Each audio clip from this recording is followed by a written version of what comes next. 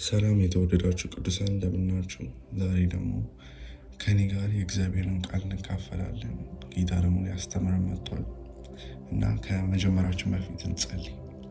መንፈስ ቅዱስ ሆይ እናመሰግንሃለን። ጌታ እግዚአብሔር ሆይ ተባረክ። አብረህ ጌታ እግዚአብሔር ሆይ ሰብስበህ ጌታ ቃልህን እንድንሰማ እንድንማር ጌታ ከአንተ እግር ስር ስላስቀመጥከን እናመሰግናለን። አሁን ደግሞ ጌታ ማንኛውም የምትናገረውን ቃል ለእኛ አስበህ የምታስተምረንን ቃል ለመስማትና ለመቀበል ልቦናችንን እንከፍታለን። መንፈስ ቅዱስ ሆይ እንጠይቃለን፣ አስተምረን፣ ጥበብን ማስተዋልን ስጠን። ጌታ እግዚአብሔር ሆይ አይምሯችን ይከፈት። ጌታ ኢየሱስ ሆይ የአንተን ቃል ስንሰማ ዝም ብለን አንስማ፣ ነገር ግን እየተለወጥን እየታደስን መስማት ይሆንልን። ጌታ እግዚአብሔር ሆይ ተባረክ። ክብር ሁሉ ለአንተ ይሁን፣ በልጅ በኢየሱስ ክርስቶስ ስም አሜን። ዛሬ የምንማረው መከራን እንዴት መከራ እኛን ሼፕ እንደሚያደርገን፣ እንዴት እንደሚለውጥ፣ እንዴት እንደሚቀርጸን ነውና ይህንም በማለት ልነሳ። አንድ እስራስ ሻርፕ እንዲሆን ወይም ደግሞ ለተፈጠረበት ነገር ለመጻፍ ማለት ነው እንዲሆን ምን መደረግ አለበት? መቅረጫ ውስጥ ገብቶ መቀረጽ አለበት። ግን ሲቀረጽ ምን ያደርጋል? ሉዝ ያደርጋል። ፓርቱ የእሱን ፓርት ሉዝ እያደረገ ነው የሚቀረጸው። ቢያምም ሀርት ቢያደርግም ነገር ግን የተፈጠረበት ነገር ላይ እንዲደርስ ያደርገዋል። ልክ ለዚህ ነው ሮሜ 5 ከቁጥር 3 እስከ 5 ድረስ እንደዚህ ይላል ጳውሎስ። በዚህ ብቻ ሳይሆን በመከራችን ሐሴት እናደርጋለን፣ ምክንያቱም መከራ ትዕግስትን እንደሚያስገኝ እናውቃለን። ትዕግስት ጽናትን፣ ጽናት የተፈተነ ባህሪን ተስፋን።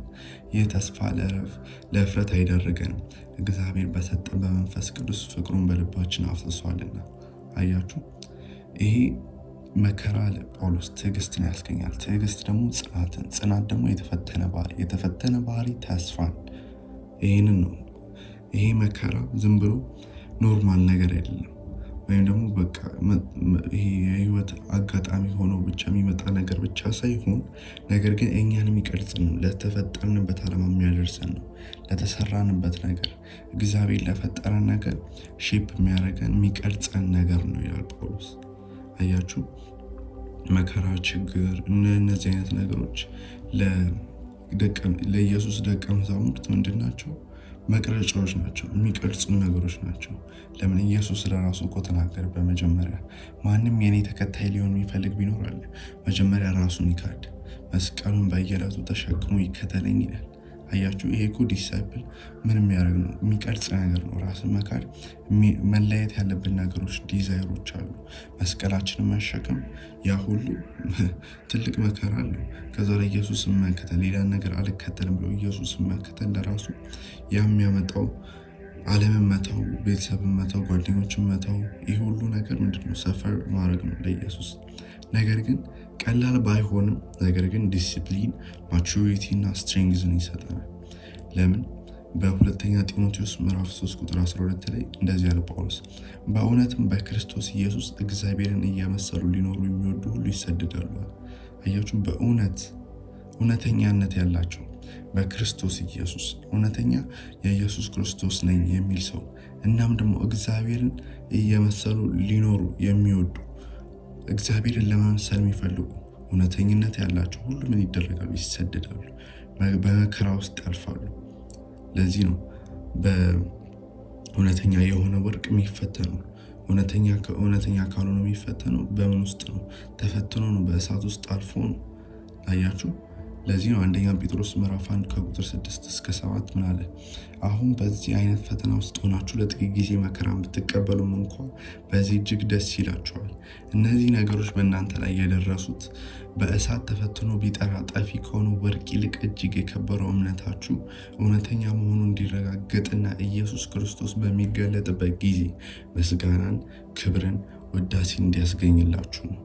አያችሁ፣ እምነታችን ምንድነው? የሚፈተን ነገር ነው ማለት ነው። ልክ ወርቅ እንደሚፈተን ሁሉ እውነተኝነቱ እንደሚረጋገጥ ሁሉ ልክ ጳውሎስ መጀመሪያ ላይ እንዳለ በእውነት በክርስቶስ ኢየሱስ እግዚአብሔርን እየመሰሉ ሊኖሩ የሚወዱ አለ። አያችሁ፣ እዚህ ጋር ጴጥሮስ ይመጣና እነዚህ ነገሮች በእናንተ ላይ የደረሱ በእሳት ተፈትኖ ቢጠራ ጠፊ ከሆነው ይልቅ እጅግ የከበረው እምነታችሁ እውነተኛ መሆኑ እንዲረጋገጥ። አያችሁ፣ የክርስቲያን ህይወት እውነተኛነቱ የሚረጋገጡ በመከራ ጊዜ ነው። በብለሲንግ ጊዜ ብቻ አይደለም። ሲባረክ ብቻ አይደለም ሰው እውነተኛ መሆኑ፣ እውነተኛ ከእግዚአብሔር ጋር መኖሩ፣ እግዚአብሔር ከእርሱ ጋር መሆኑ የሚታወቀው በመከራ ውስጥም ነው፣ በችግር ውስጥም ነው። አያችሁ፣ ኢቨን እንኳን ትምህርት ቤት ስንማር ምን አለ አስተማሪዎች በቀኛ ላይ ፖራውት አድርገው ሰርተው ምን አድርገው ምናምን ከዛ በኋላ ፈተና የሚባል ነገር አለ። አንድ ደረጃ ከፍ ለማለት ካለንበት ደረጃ ከፍ ለማለት ምን ማድረግ አለብን? መፈተን አለብን። የያዝነው ነገር ገብቶናል፣ የተረዳነው ነገር በውስጣችን ውስጥ ገብቷል የሚለውን ነገር ለመፈተን እንቀመጣለን። ለዚህ ነው ያዕቆብ 1:12 ላይ በፈተና የሚጸና ሰው ብፁዕ ነው፣ ምክንያቱም ፈተናን ሲቋቋም እግዚአብሔርን ለሚወዱት የሰጠውን ተስፋ የሕይወትን አክሊል ያገኛል ይላል። አያችሁ፣ በፈተና የሚጸና ሰው ፈተና አለ ማለት ነው። መፈተን አለብን፣ ምክንያቱም ፈተና ሲቋቋም እግዚአብሔር ለሚወዱት የሰጠውን ተስፋ የሕይወትን አክሊል ያገኛል። አያችሁ፣ በፈተና የሚጸና ሰው እምነታችን ሲፈተን የምንጸና ከሆነ በደንብ ኢንዶር የምናደርግ ከሆነ በደንብ እሺ ብለን ታግሰን የምናሳልፍ ከሆነ በፈተናውን የሚቋቋም ሰው እግዚአብሔርን ለሚወዱት፣ ይህንም በኋላ ላይ እመጣበታለሁ፣ እግዚአብሔርን የሚወዱት ይላል የተሰጠውን ተስፋ የሕይወትን አክሊል ያገኛል። የሕይወት አክሊል የሚገኘው በምን ውስጥ ነው? በፈተና ውስጥ በመጽናት ነው። ጸንተን ነው ፈተናውን እሺ ብለን በቃ ኢንዶር አድርገን እሺ ብለን ታግሰን፣ ሰዎች ምናሉኝ አይደለም፣ ሁኔታው ምናለኝ አይደለም፣ ነገር ግን ጌታ ኢየሱስ ከኔ ጋር አለ፣ የማዕበሉ ጌታ ከኔ ጋር አለ ብለን እሺ ብለን ስናልፍ ምን እናገኛለን? የሕይወትን አክሊል ያገኛል ይላል። እዛው ላይ ያዕቆብ 2:14 እና 26 ላይ ምን ይላል? ወንድሞች ሆይ አንድ ሰው እምነት አለኝ ቢል ስራ ግን ባይኖረው ምን ይጠቅመዋል? እንግዲህ እንዲህ ያለ እምነት ሊያድነው ይችላልን? አያችሁ፣ ቁጥር 26 ነው ይላል፣ ከመንፈስ የተለየ ስጋ የሞተ እንደሆነ ከስራም የተለየ እምነት የሞተ ነው። አያችሁ፣ እምነት አለኝ የሚል ሰው እኔ እግዚአብሔር ላይ ተማመናለሁ የሚል ሰው በከፍታ ጊዜ ላይ አይደለም የሚታየው በእግዚአብሔር ላይ ያለው እምነት፣ ነገር ግን በዝግታ ጊዜ ነው። ማንም በቃ በሌለበት ጊዜ፣ ሁሉ ነገር ጸጥ ባለ ጊዜ፣ ህይወቱ በተናጋ ጊዜ፣ በዛ ጊዜ ነው እግዚአብሔር እንደሚታመን የሚያሳየው። አያችሁ፣ የኢዮብ እምነት የታየው በእንትን ጊዜ አይደለም፣ ከብቶቹ፣ ልጆቹ፣ ሚስቱ በነበሩበት ጊዜ ሳይሆን ነገር ግን ሁሉ ነገር በጠፋ ጊዜ ነው የታየው። የዳዊትም እምነት የታየው በምን ውስጥ ነው? ሁሉ ነገር በቃ ሳውል ሲያሳድደው፣ ሁሉም ጥለው ሲሄዱ፣ ሁሉም በቃ በሸለቆ ውስጥ ሲቀመጥ የዛኔ ነው በእግዚአብሔር ላይ መተማመኑ የሚታየው። ልክ እነዚህ ሁሉ የክርስቲያንም ሰው ምንድን ነው የሚታየው? በመከራ ውስጥ በችግር ውስጥ ስናልፍ እግዚአብሔር መታመናችን የሚታየው የዛኔ ነው፣ በደስታ ጊዜ አይደለም። አያችሁ፣ ይህንን ልበላችሁ፣ ኢንዱራንስ ኢዝ አ ዲስፕሌይ ኦፍ ዛት ዮር ላቭ ፎር ሂም ኢዝ ናት ጀስት ወርድስ በት ሪል ቴስትድ ኤንድ ትሩ። አያችሁ፣ በመከራ መጽናታችሁ ማለፋችሁ ዲስፕሌይ ነው። አንድን ፈርኒቸር ወይም ደግሞ ልብስን የሆነ ዕቃን ዲስፕሌይ ብለው እንደሚያሳዩት ሁሉ ልክ እንደዛ ሁሉ ለእግዚአብሔር ያላችሁ ፍቅር እግዚአብሔርን እወደዋለሁ ስትሉ በቃላት ብቻ እንዳልሆነ ነገር ግን እውነተኛ እንደሆነ የተፈተነ እንደሆነ እና እርግጠኛ እንደሆነ ማሳየው በመከራ ውስጥ መጽናታችሁ ነው። አያችሁ፣ ለእግዚአብሔር በቃ እወዳለሁ ብቻ አይደለም ምንለው፣ ማሳየት አለብን። አያችሁ፣ ፍቅር ዝም ብሎ it's not just words ቃላት ብቻ አይደለም፣ ነገር ግን ምንድነው? አክሽን ነው። ላቭ ኢዝ አክሽን። ይህንን ማወቅ አለብን። ላቭ ኢዝ አክሽን። ላቭ ብለን የምንለው ነገር ዝም ብሎ ኢሞሽናል ሃይ የሆነ ወይም ደግሞ ዝም ብሎ ስሜት ብቻ አይደለም ፍቅር ማለት። ፍቅር ግን አንደኛ ቆሮንቶስ 13 ላይ እንደምናየው ምንድነው? አክሽን ነው። ኤቭሪ ስቴፕ ፍቅርን ዲፋይን ሲያደርግ አክሽን ነው። አያችሁ፣ ልክ እንደዚህ ሁሉ በቃ ይሄ ፍቅር አለን ለጌታ ፍቅር አለን የምንል ከሆነ በመከራ ውስጥ ጸንተን አልፈን ነው የምናሳየው። በመከራ ውስጥ ኢንዶር ስናደርግ ነው የምናሳየው። እሺ፣ ፊት መከራ ውስጥ ማለፍ እንዳለብኝ ተረዳው። እንዴት ነው ግን ማልፈው ምንል ከሆነ እንዴት ነው የምናልፈው የሚለውን ነገር እንመልከት። በዕብራውያን ምዕራፍ 12 ቁጥር ከ1 እስከ 3 ላይ በጣም ወዶ ቃል አለ። ምን ይላል? እንግዲህ እነዚህን የመሳሰሉ ብዙ ምስክሮች እንደ ደመና በዙሪያችን ካሉልን ሸክም የሚሆንብንን ሁሉ በቀላሉ ተብትቦ የሚይዘንን ኃጢአት አስወግደን በፊታችን ያለውን ሩጫ በጽናት እንሩጥ። እንዴት? የእምነታችን ጀማሪና ፍጹም አድራጊ የሆነውን ኢየሱስን እንመልከት። እርሱ በፈተና በፊቱ ስላለው ደስታ መስቀሉን ታግሶ የመስቀሉን ውርደት ንቆ በእግዚአብሔር ዙፋን ቀኝ ተቀምጧል። እንግዲህ ዝላችሁ ተስፋ እንዳትቆርጡ ከኃጢአተኞች የደረሰበትን እንዲህ ያለውን ተቃውሞ የታገሰውን እርሱን አስቡ ይላል። አያችሁ፣ በፊታችን ያለውን ሩጫ በጽናት መሮጥ የምንችለው ምን ስንኖር ነው? በፊት ለፊታችን ያለው የእምነታችንን ጀማሪና ፍጹም አድራጊ አያችሁ ኢየሱስን ስንመለከት ነው። ቅድም እንዳነሳነው እነ ኢዮብ አሉ፣ እነ ዳዊት አሉ፣ እነ ሙሴ አሉ፣ እነ አብርሃም አሉ። ጌታ ይባርካቸው፣ እንደ ደመና ከበውናል። ነገር ግን አለ የዕብራውያን ጸሐፊ ኢየሱስን እንመልከት። አያችሁ፣ ለምን? እርሱ የእምነታችን ጀማሪና ፍጹም አድራጊ ስለሆነ ይህንን የተሰቀለውን ኢየሱስ፣ የተዋረደውን ኢየሱስ፣ መስቀሉን እሺ ብሎ የተሸከመውን ኢየሱስ፣ ያንን ነው አይኖቻችን እሱ ላይ ነው መሆን ያለባቸው። ለምን? እሱ አለ በፊቱ ስላለው ደስታ መስቀሉን ታግሶ የመስቀሉን ውርደት ንቆ በእግዚአብሔር ዙፋን ቀኝ ተቀምጧል። አያችሁ፣ እንግዲህ ዝላችሁ ተስፋ እንዳትቆርጡ ከኃጢአተኞች የደረሰበትን እንዲህ ያለውን ተቃውሞ የታገሰውን እርሱን አስቡ።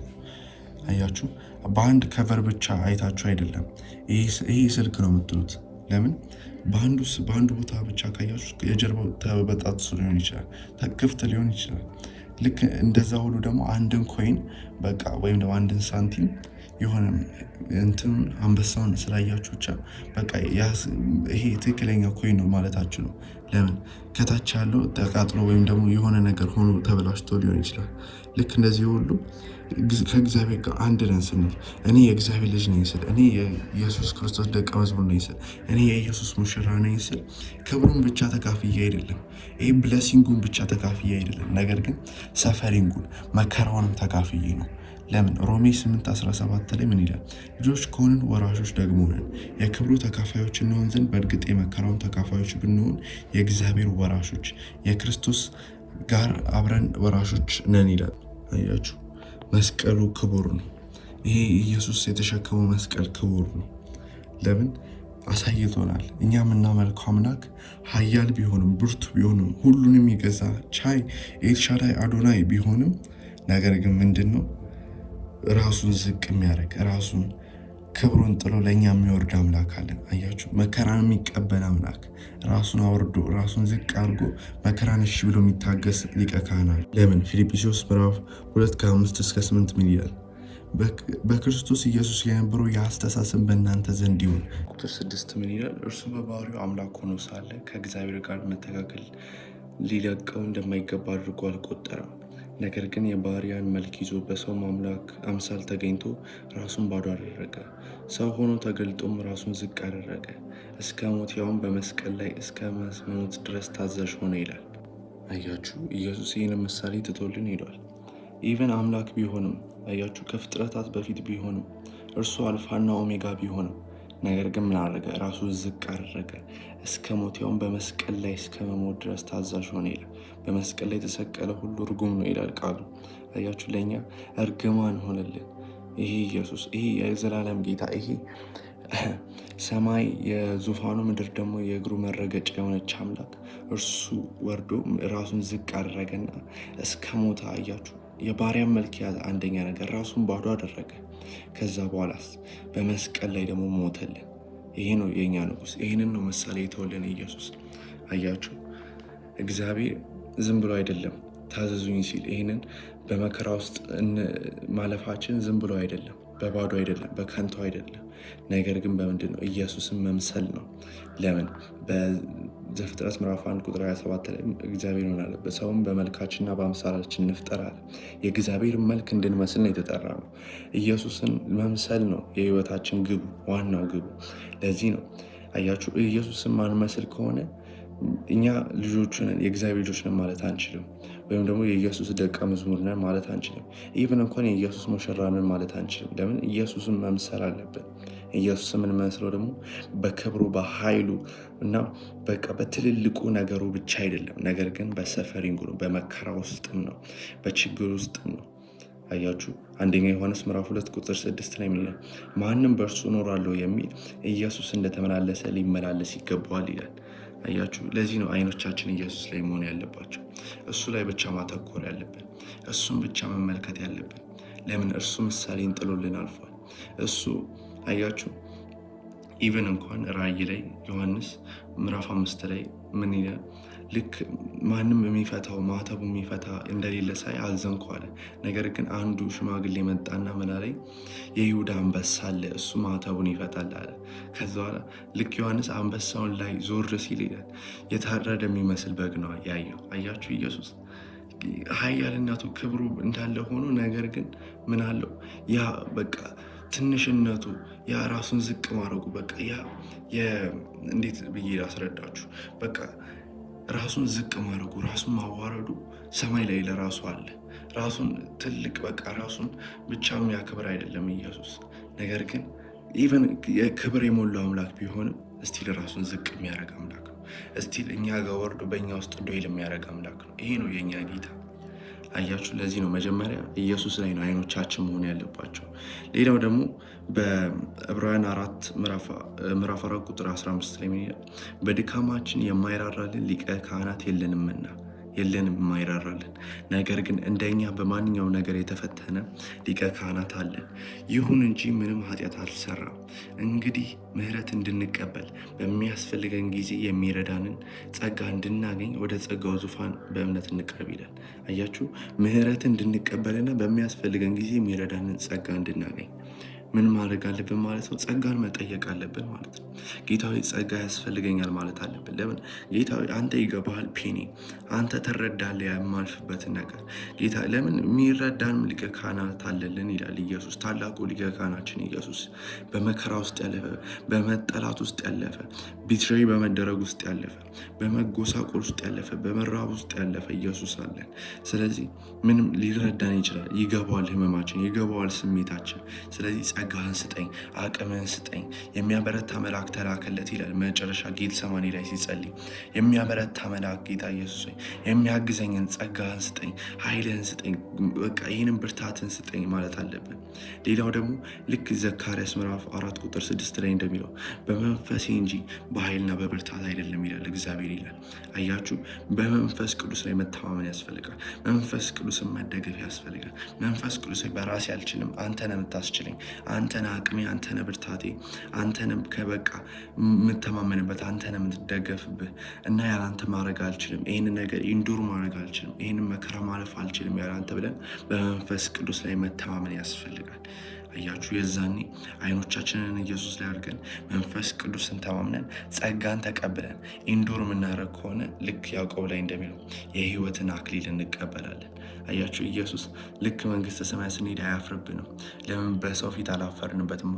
መከራን በብለሲንግ ብቻ ለሰዎች ተናግረን ነገር በመከራ ውስጥ ግን እግዚአብሔርን የምናማርር ከሆነ እግዚአብሔርን ኢየሱስ ኩዌስችን የምናደርገው ከሆነ የምንጠይቀው ከሆነ አንተ ከኔ ጋር ነህን የምንል ከሆነ ነገር ግን በአባቱ ፊት ሊያፍርብን ነው። ለዚህ ምንድን ነው ማድረግ ያለብን? ጸንተን እግዚአብሔር ከኔ ጋር ነው፣ ኢየሱስ አለልኝ፣ ታላቁ ሊቀ ካህኔ፣ የኔ ደጋፊ፣ የኔ ብርቱ፣ የኔ ጀግና ኢየሱስ አለልኝ ብለን ነው ኢንዱር ማድረግ ያለብን። አሜን። እንጸልያለን። ጌታ መንፈስ ቅዱስ ሆይ እናመሰግናለን። ጌታ ሆይ በቃል ስለተናገርከን ተባረክ። ኃይልና ሞገስን ብርታትህን ጌታ እግዚአብሔር በእኛ ላይ አርግ። ጌታ እግዚአብሔር መከራን መቀበል እንድንችል፣ እሺ ብለን ማለፍ እንድንችል፣ ጌታ እግዚአብሔር ጸንተን መኖር እንድንችል፣ ስምህን ጌታ እግዚአብሔር እንድናከብር፣ ጌታ እግዚአብሔር በእኛ ላይ ያለህን እምነት እንድናስቀጥል ጌታ ኢየሱስ ሆይ እንጠይቃለን። ጸጋህን አብዛልን። መንፈስ ቅዱስ ሆይ ከዓለም ነገር ላይ ጌታ እግዚአብሔር ከሁሉም ነገር ላይ አይኖቻችን ከሁኔታ ላይ አይኖቻችንን አንስተን ኢየሱስ ላይ ብቻ እንድናተኩር አድርገን። ለምን ይመስላችኋል ኢየሱስ ላይ አይኖቻችንን ማድረግ ያለብን? ልክ እንደ ማዕበሉና ወጀቡ ደቀ መዛሙርቱን ሲያናውጣቸው ኢየሱስ ጸጥ ብሎ ተኝቶ ነበር። አያችሁ፣ እግዚአብሔር አይናወጥም እኛ ስንናወጥ። ኢየሱስ ግራ አይገባውም እኛ ግራ ስንጋባ። ኢየሱስ አይደነግጥም እኛ ስንደነግጥ። ጌታ ኢየሱስ ሆይ አንተ ላይ አይኖቻችንን እንድናረግ እርዳን። አንተ ላይ አይኖቻችንን እንድናረግ እርዳን። ከሌላ ነገር አይኖቻችንን አንስተን ኢየሱስ ሆይ አንተ ላይ ብቻ አይናችንን አንተ ላይ እንድናረግ እርዳን። መንፈስ ቅዱስ አይኖቻችንን ኢየሱስ ላይ አድርገው። አድርገው። ጸጋህን አብዛለን። መንፈስ ቅዱስ ያለ አንተ አንችልምና እርዳን። አቅም ሁነን፣ ብርታት ሁነን፣ ጋሻ ሁነን ጌታ መንፈስ ቅዱስ አቅም ሁነን፣ ብርታት ሁነን፣ ኃይል ሁነን ጌታ ኢየሱስ ያስፈልገናልና በዚህ በመጨረሻ ሰዓት ላይ ጌታ እግዚአብሔር ሆይ በዚህ ባለቀ ሰዓት ላይ ጌታ እግዚአብሔር ሆይ ከሚጠፉት ወገን እንዳንሆን ነገር ግን ጌታ እግዚአብሔር ሆይ ስምን የሚሸከሙ በእምነታቸው የጸኑ ጌታ እግዚአብሔር ኢየሱስን የሚሸቱ ኢየሱስን የሚያዩ ኢየሱስን የሚመለከቱ አይኖቻቸው ኢየሱስ ላይ የተተከለ ሌላ ምንም ነገር ለማየት የማይፈልጉ ነገር ግን ኢየሱስን እያዩ የጸኑ ትውልድ አድርገን ጌታ እግዚአብሔር ሁላችንንም ጠብቀን። የጠላት አሰራር የታሰረ ይሁን። ጌታ ሆይ እንጠይቃለን፣ እባክህን ጌታ እንድንጸና እርዳን፣ እንድንጸና እርዳን። ጌታ እግዚአብሔር ስምን እንዳናሰድብ፣ ስምን እንዳናስንቅ እርዳን። ነገር ግን በጽናታችንና በትዕግስታችን ስምን የምናከብር አድርገን። ጌታ እግዚአብሔር ሆይ ተባረክ። ክብር ሁሉ ለአንተ ይሁን በልጅ በኢየሱስ ክርስቶስ ስም አሜን። ጌታ ይባርካችሁ። ተባረኩ። ጌታ ደግሞ ይጠብቃችኋል፣ ይረዳችኋል። ሰይጣን የሚላችሁን አትስሙት። ጌታ ረስቷችሁ አይደለም፣ ጌታ ትቷችሁ አይደለም። ነገር ግን እምነታችሁን እያጠራው ነው፣ ሼፕ እያደረጋችሁ ነው። ለተፈጠራችሁበት ዓላማ እሱን ለመምሰል እየቀረጻችሁ ነው። ይህ ሁሉ መከራ ለመቅረጽ ነውና ይህንን መከራ በስነ ስርዓት በእምነት እና በኃይል ጸንታችሁ ተሻገሩ ትላችኋለሁ። ተባረኩ።